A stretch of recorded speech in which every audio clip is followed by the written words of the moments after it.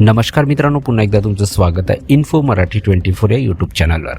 मित्रांनो, केंद्रीय कर्मचाऱ्यांसाठी एक अत्यंत महत्त्वाची मोठी बातमी आलेली आहे। बातमी आहे केंद्रीय कर्मचाऱ्यांसाठी मोठी बातमी। पेन्शन योजनेची नवीन अधिसूचना जारी। 1 एप्रिलपासून फॉर्म भरावा लागणार।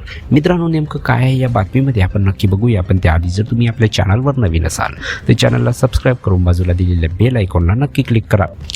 व्हिडिओ जर कामाचा आणि महत्त्वाचा वाटला तर व्हिडिओला लाईक करून आपल्या मित्रपरिवारासोबत नक्की शेअर करा। आणि हो मित्रांनो, व्हिडिओला शेवटपर्यंत नक्की बघा, जेणेकरून तुमच्याकडून कोणतीही माहिती सुटणार नाही। मित्रांनो, केंद्रीय कर्मचाऱ्यांसाठी मोठी बातमी आहे। Pension fund regulatory and development ऑथॉरिटीने गुरुवारी युनिफाईड पेन्शन स्कीम लागू करणारी अधिसूचना जारी केली आहे। या योजनेअंतर्गत निवृत्तीपूर्वीच्या 12 महिन्यात मिळालेल्या सरासरी मूळ पगाराच्या 50% रक्कम निश्चित पेन्शन म्हणून देण्याची तरतूद आहे। ही अधिसूचना राष्ट्रीय पेन्शन प्रणाली म्हणजे NPS अंतर्गत येणाऱ्या केंद्र सरकारी कर्मचाऱ्यांसाठी सरकारने 24 जानेवारी 2025 रोजी जारी केलेल्या UPS अधिसूचनेचे अनुसरण करते। PFRDAने निवेदन जारी केले आहे। या निवेदनात म्हटले आहे की UPSशी संबंधित नियम 1 एप्रिल 2025 पासून लागू होतील। या नियमामुळे 1 एप्रिल 2025 रोजी सेवेत असलेल्या विद्यमान केंद्र सरकारी कर्मचाऱ्यांसह केंद्र सरकारी कर्मचाऱ्यांना आणि 1 एप्रिल 2025 रोजी किंवा त्यानंतर केंद्र सरकारी सेवेत भरती झालेल्या कर्मचाऱ्यांना NPS मध्ये नोंदणी करता येते। केंद्र सरकारी कर्मचाऱ्यांच्या या सर्व श्रेणींसाठी नोंदणी आणि दाव्याचे फॉर्म 1 एप्रिल 2025 पासून प्रोटीन CRA वेबसाईटवर ऑनलाईन उपलब्ध असतील। कर्मचाऱ्यांना फॉर्म प्रत्यक्ष सादर करण्याचा पर्याय देखील आहे।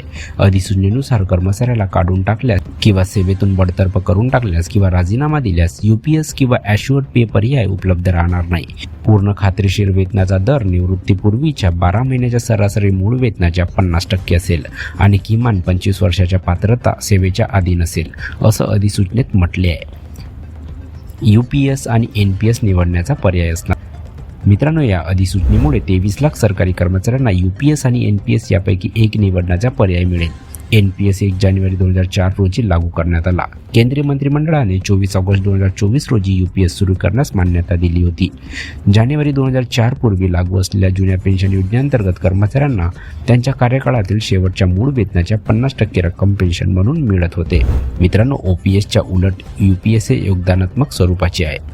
यामध्ये कर्मचाऱ्यांना त्यांच्या मूळ पगाराच्या आणि महागाई भत्त्याच्या 10% योगदान द्यावे लागेल।